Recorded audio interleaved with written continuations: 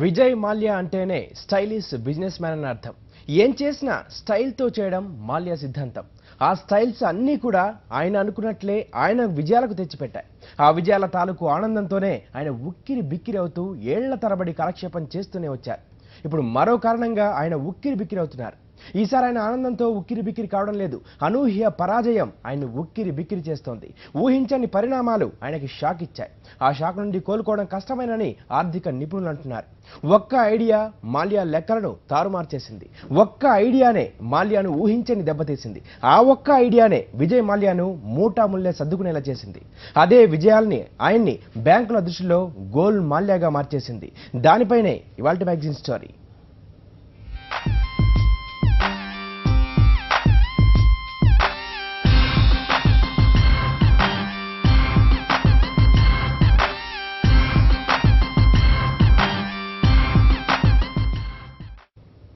తండ్రి అందించిన వాణిజ్య సామ్రాజ్యాన్ని అనూహ్యంగా విస్తరించారు విజయ్ మాల్యా.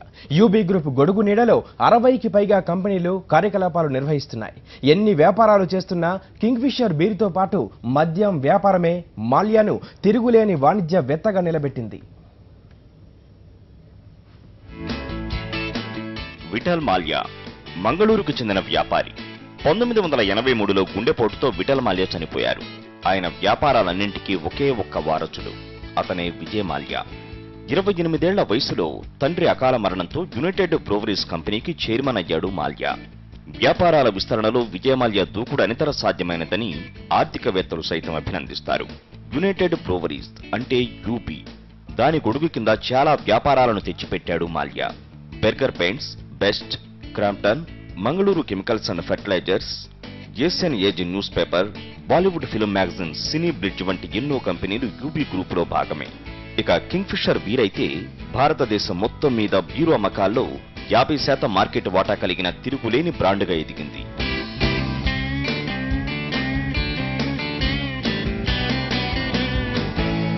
మాల్యా సారథ్యంలో యూబీ గ్రూపు 52 దేశాల్లో మద్యం వ్యాపారాలను కొనసాగిస్తోంది. వ్యాపారాలతో పాటు రాజకీయాల్లోనూ మాల్యా అడుగుపెట్టారు. రాజ్యసభ సభ్యునిగా వ్యవహరించారు. Having been elected a member of the Council of States, to swear in the name of God that I will bear true faith and allegiance to the Constitution of India as by law established. క్రీడారంగంపైన మాల్యాకి ఆసక్తి ఎక్కువే. అందుకే formula 1 team Sahara force లో మాల్యా భాగస్వామి. AC Mohun Bagan, East Bengal football club లోనూ మాల్యాకు వాటాలున్నాయి. ఇక Indian Premier League cricket teams లో Royal Challengers Bengaluru team Vijay మాల్యాదే. ఇలా రకరకాల వ్యాపారాలను ఎంతో సమర్థవంతంగా నిర్వహిస్తూ సామ్రాజ్యాన్ని విస్తరించుకుంటూ వాణిజ్య ప్రపంచంలో దూసుకుపోయారు విజయ్ మాల్యా.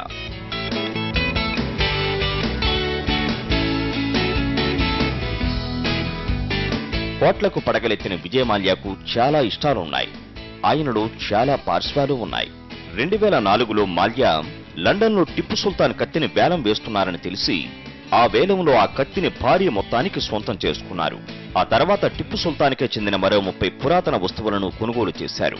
2009లో న్యూయార్కులో జాతిపిత మహాత్మా గాంధీకి సంబంధించిన కొన్ని వస్తువులను వేలం వేస్తే ఆ సందర్భంలోనూ విజయ్ మాల్యా 1.5 కోటి పైగా చెల్లించి వాటిని సొంతం చేసుకున్నారు.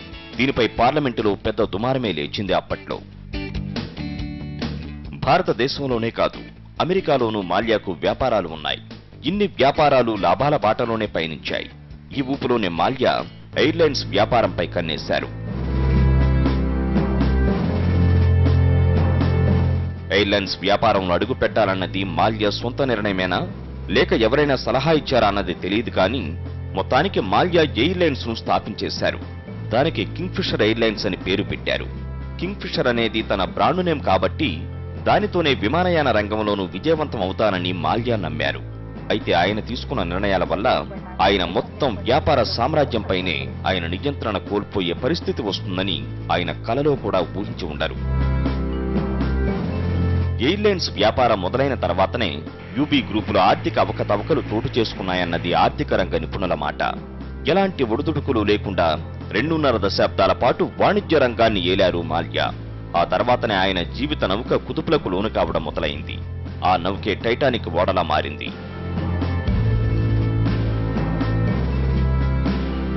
తన వ్యాపారాలను మొయ్యాల్సిన టైటానిక్ నే తాను మొయ్యాల్సి రావడంతో మాల్యా చేతులెత్తేయాల్సి వచ్చింది. చివరకు 2013లో కింగ్ఫిషర్ ఎయిర్లైన్స్ మూతపడక తప్పలేదు.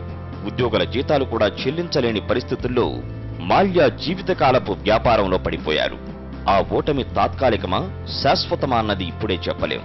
ఫీనిక్స్ పక్షిలా మాల్యా మళ్లీ తారాపదం వైపు దూసుకొచ్చే అవకాశాలను కొట్టిపారేయలేమంటున్నారు ఆయన గురించి బాగా తెలిసిన ఆర్థిక నిపుణులు. కాకపోతే దానికి చాలా తక్కువ అవకాశాలే ఉన్నాయని వారంటున్నారు. మాల్యా తనని తాను కింగ్ ఆఫ్ గుడ్ టైమ్స్ గా అభివర్ణించుకుంటారు. అందరూ తనను అలాగే పిలవాలని కోరుకుంటారు. మరి ఇప్పుడు ఆయన్ని కింగ్ ఆఫ్ గుడ్ టైమ్స్ అనే పిలవాలా? ఆయన ఇప్పటికీ కింగేనా? యూబీ నుంచి వైదొలగాల్సి రావడం కూడా గుడ్ టైమేనా? అదే నిజమైతే విజయ మాల్యా అత్యంత విజయవంతంగా విఫలమైన వాణిజ్య చక్రవర్తి అవుతారు.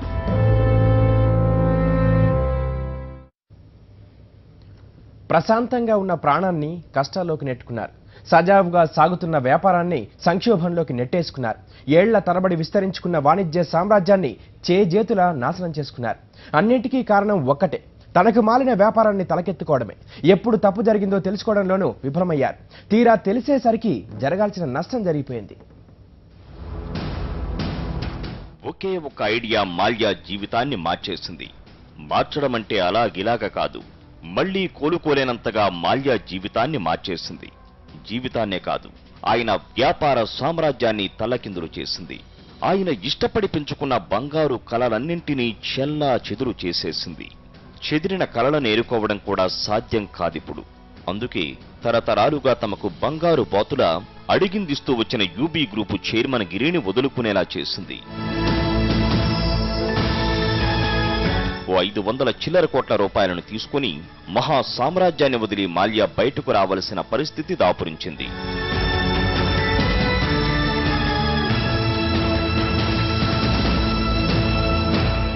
ఇంతకీ ఏంటా నిర్ణయం అంటారా? ఇంకేముంది, కింగ్ఫిషర్ ఎయిర్లైన్సే.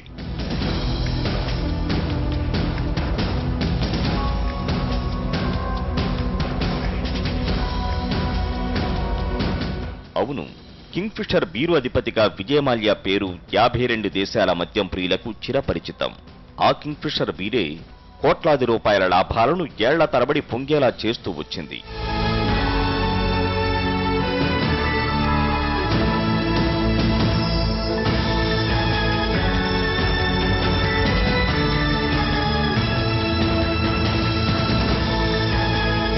కడుపులో చల్ల కదలకుండా చల్లని బీరు నమ్ముకుంటూ లాభాలు లెక్క పెట్టుకుంటూ సామ్రాజ్యాన్ని విస్తరించుకుంటూ హాయిగా ఉంటే సరిపోయేది.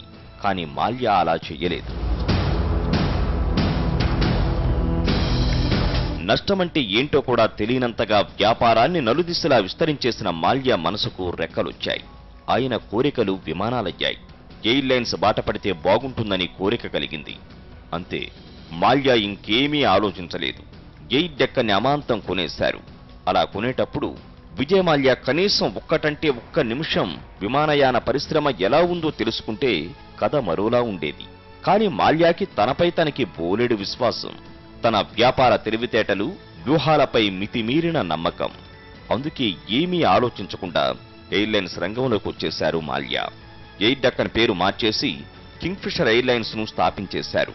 అప్పటికి ప్రపంచవ్యాప్తంగా ఎయిర్లైన్స్ వ్యాపారంలో దిగి ఒడిదుడుకులు తట్టుకోలేక చేతులెత్తేసిన కంపెనీలు చాలా ఉన్నాయి. ఒక్క అమెరికాలోనే 30కి పైగా ఎయిర్లైన్స్ దుకాణాలు దివాళా తీశాయి.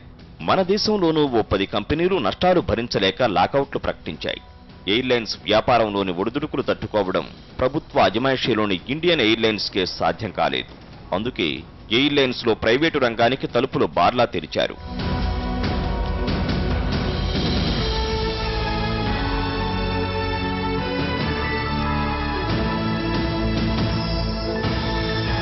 అలా తెరిచి ఉన్న ఓ బోనులోకి చటుక్కున దూరిపోయారు మాల్యా.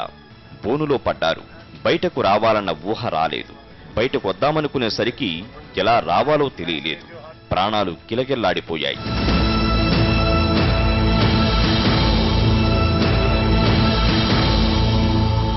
అయినా 25 నుంచి 30% మేరకు లాభాలు తెచ్చిపెట్టే మద్యం వ్యాపారానికి 2-3% మాత్రమే మార్జినుండే ఎయిర్లైన్స్ వ్యాపారానికి పొంతనే లేదని బిజినెస్ మ్యాగ్నెట్ అయిన మాల్యాకు ఎందుకు తట్టలేదో అర్థం కావడం లేదని ప్రపంచ వాణిజ్య మేధావులు ఆశ్చర్యపోతున్నారు.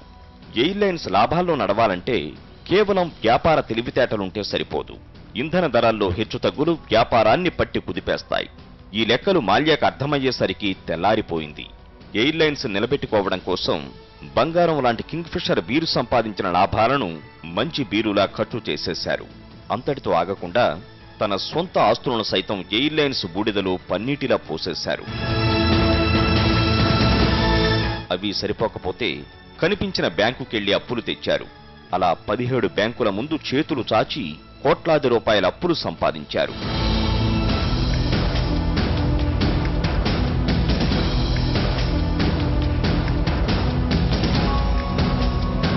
అవన్నీ ఎయిర్లైన్స్ తాగేసింది.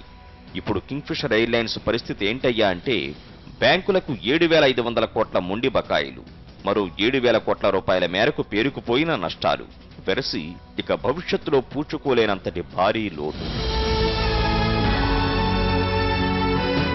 ఈ నిర్వాకం వల్లనే బ్యాంకులు విజయ్ మాల్యాకు ఈ మధ్యనే ఉద్దేశపూర్వక ఎగవేతదారు అని ఓ బిరుదునిచ్చి ఆయన ఆస్తులను తనఖా పెట్టైనా సరే తమ అప్పులు వసూలు చేసుకునే అధికారాలు ఇవ్వాల్సిందిగా న్యాయస్థానాలను ఆశ్రయించాయి. బ్యాంకులే కాదు, మాల్యా బకాయి పడ్డ ప్రైవేటు కంపెనీలు సైతం మాల్యాకు ఎక్కడెక్కడ ఏమేమి ఆస్తులున్నాయి, ఆయన దగ్గర ఏ ఏ కంపెనీ షేర్లు ఎన్నెన్ని ఉన్నాయి వంటి ఆర్థిక అంశాలపై ఆరాలు తీసే పనిలో పడ్డాయి. ఓ మహా సామ్రాజ్యానికి చక్రవర్తిలా నిన్నటి వరకు ఓ వెలుగు వెలిగిన విజయ్ మాల్యా లెక్క జీవితంలో మొదటిసారి తప్పేసింది. ఇంకో తప్పు చేసే అవకాశాన్ని కూడా మాల్యాకు మిగల్చకుండా చేసింది. అందుకే బ్యాంకులకు బకాయి పడ్డ మాల్యా యూబీ చైర్మన్ గిరిని వదులుకుని లండన్లో స్థిరపడ్డానికి మూటాముల్లే సర్దుకుంటున్నారు. అయితే యూబీని కైవసం చేసుకున్న విదేశీ కంపెనీ నుండి మాల్యాకు కుదిరిన 515 కోట్ల రూపాయల డీల్లో మాల్యాకు అందిన మొత్తంపై సెబీ ఆరా తీస్తోంది. విదేశీ ప్రత్యక్ష పెట్టుబడుల చట్టంలోని నిబంధనలకు విరుద్ధంగా ఈ మొత్తం మాల్యా ఖాతాలో వచ్చిందన్న అంశంపై సెబీ దర్యాప్తు చేస్తోంది.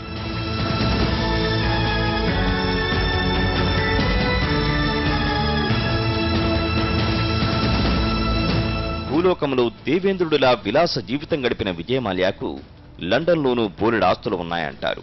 ఆయన కంపెనీ దివాళా తీసి ఉండవచ్చు, ఆయనకు అప్పులిచ్చిన బ్యాంకులు నష్టపోయి ఉండవచ్చు. మాల్యా మాత్రం ఎలాంటి ఆందోళన బెంగా లేకుండా లండన్లో పిల్లలతో సెటిల్ కావడానికి ప్రశాంతంగా పయనమవుతున్నారు. Welcome back. వ్యాపారాన్ని రొమాంటిక్గా చేశాడు, రొమాన్స్ను ప్యాషన్తో చేశాడు, జీవితాన్ని సంతోషంగా భావించాడు, విలాసాలు బంగారు విల్లాలు అలవాటు చేసుకున్నాడు, ఆడింది ఆట పాడింది పాట. అందుకే ఏం చేసినా కళాపోసన వలకబోశాడు. విజయ్ మాల్యా నాన్న నుండి వ్యాపార బాధ్యతలను అందిపుచ్చుకునే సమయానికి మాల్యా ఆస్తుల విలువ 40 కోట్లు. దాన్ని ఇప్పుడు 6,000 కోట్ల రూపాయల స్థాయికి తీసుకెళ్లాడు విజయ్ మాల్యా.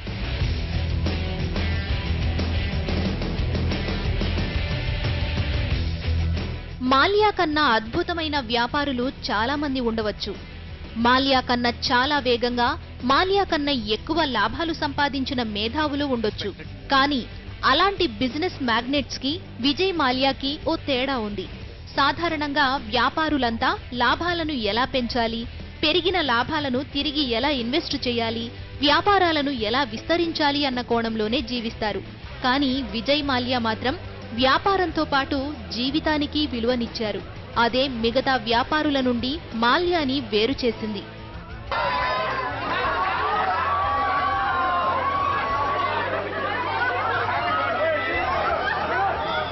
పొద్దున్న లేచిన దగ్గర నుంచి రోజస్తమాను బిజినెస్ అనుకుంటూ బిజీగా ఉంటే జీవితానికి వాల్యూ ఏముంది అనుకున్నారు విజయ్ మాల్యా.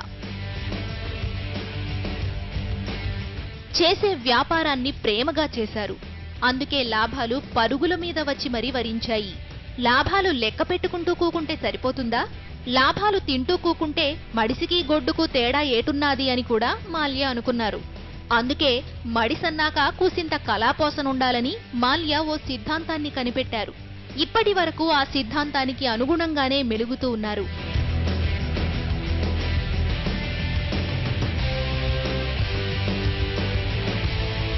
మాల్యా పుట్టినరోజు వచ్చిందంటే అది పండగ కన్నా పెద్దది. పండక్కి ముందు రోజు, తరువాతి రోజు కూడా చుట్టుపక్కలు, స్నేహితులు విందు వినోదాల్లో ఆనందోత్సాహాల్లో మునిగి తేలాల్సిందే. అందుకోసం కోట్ల రూపాయలను మంచినీళ్ల ప్రాయంగా ఖర్చు పెట్టేస్తారు మాల్యా. ఈ మధ్యనే తన 60వ పుట్టినరోజును 3 రోజుల ఉత్సవంగా గోవాలోని తన విల్లాలో ఆర్భాటంగా జరుపుకున్నారు మాల్యా. ఈ జాతరలో ప్రపంచ ప్రఖ్యాత పాప్ గాయని ఎన్రిక్ రావడాన్ని బట్టి ఈ పుట్టినరోజు పండగ ఎంత వైభవంగా సాగిందో అర్థం చేసుకోవచ్చు.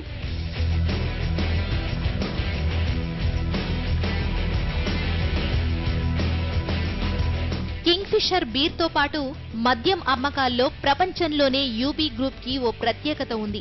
అందుకే కింగ్ఫిషర్ తో లాభాలు పొంగిపొర్లాయి.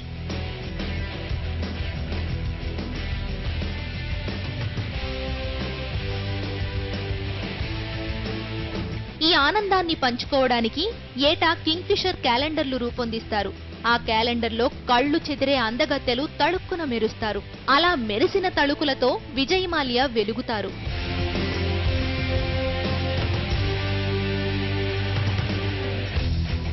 ఇక ఆయన జీవన విధానం ఓ స్టైల్. ఆయన షూటింగ్స్ ఒక్కొక్కటి 1,00,000కు పైనే ఉంటుంది. మెడలో అపురూప డిజైన్లతో మెరిసిపోయే బంగారు గొలుసులు దర్జాలు పోతూ ఉంటాయి. వజ్రాలు పొదిగిన ఆయన చేతి వాచి కేవలం 6 లక్షల రూపాయలు మాత్రమే. స్వదేశంలో అయితే ముంబై, ఢిల్లీ, బెంగళూరులలో ఆయనకు రాజమహళ్ల వంటి ప్యాలెస్లు ఉన్నాయి. గోవాలో అయితే మాల్యా ఇష్టాలకు అనుగుణంగా నిర్మించిన కింగ్ఫిషర్ విల్లాను చూస్తే దేవేంద్రుడు కూడా అసూయపడాల్సిందే.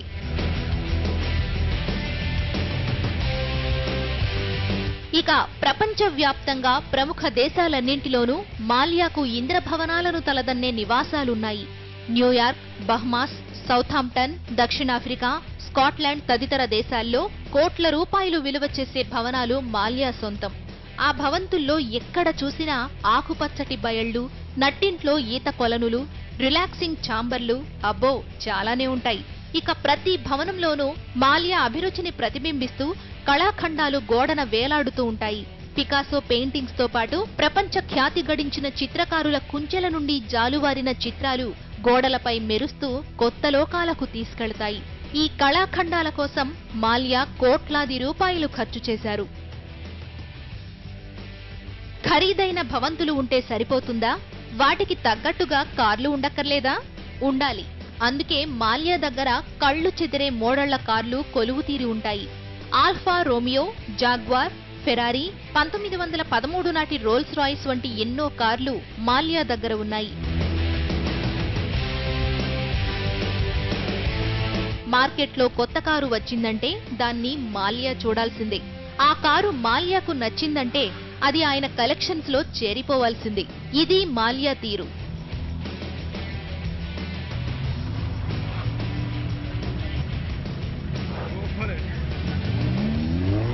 ఇక క్యాలెండర్ గర్ల్స్ కోసం ఇండియన్ ఎంప్రెస్ పేరిట ఓ పెద్ద కేంద్రాన్నే ఏర్పాటు చేశారు మాల్యా. కొత్త మోడల్స్ వచ్చినా మాల్యాతో ఆడి పాడాల్సిందే. కొత్త హీరోయిన్లు మెరిసినా మాల్యాతో ఆడాల్సిందే.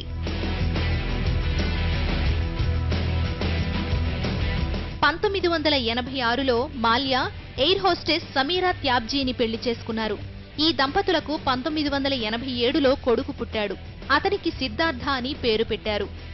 సిద్ధార్థ పుట్టిన కొంతకాలానికే సమీరా, మాల్యాలు విడిపోయారు. కొడుకంటే మాల్యాకు పంచ ప్రాణాలు.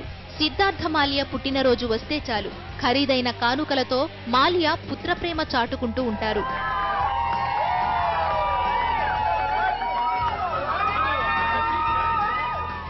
సిద్ధార్థ 18వ పుట్టినరోజున 30 లక్షలు పోసి మెర్సిడెస్ బెంజ్ కారు కొనిచ్చారు విజయ్ మాల్యా. 1993లో విజయ్ మాల్యా రేఖ అనే వివాహితను పెళ్లి చేసుకున్నారు. రేఖకు అంతకు ముందే 2 పెళ్లిళ్లు జరిగాయి. 2 పెళ్లిళ్లు పెటాకులయ్యాయి. మొదటి 2 భర్తలతోనూ విడాకులు పొందిన రేఖ 3వ భర్తగా విజయ్ మాల్యాను పెళ్లి చేసుకున్నారు. రేఖ, మాల్యాలకు 2 కుమార్తెలు. రేఖకు మొదటి భర్త నుంచి ఓ కూతురు, 2వ భర్త నుంచి ఓ కొడుకు, కూతురు పుట్టారు. రేఖకు గత భర్త వల్ల పుట్టిన సంతానం కూడా తన సంతానంగానే పరిగణిస్తూ వారిని కూడా చూసుకుంటున్నారు విజయ్ మాల్యా. ఇలాంటి ఆదర్శాలు కోట్లల్లో మునిగితేలే వారికి కష్టం కావచ్చు.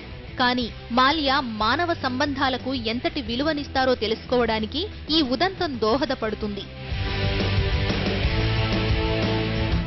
అంతా బానే ఉంది, కళ బానే ఉంది, దాని పోసన బానే ఉంది, తిరుగులేని కళాకార్స్ గా మాల్యా వెలిగిపోవడం ఇంకా బావుంది.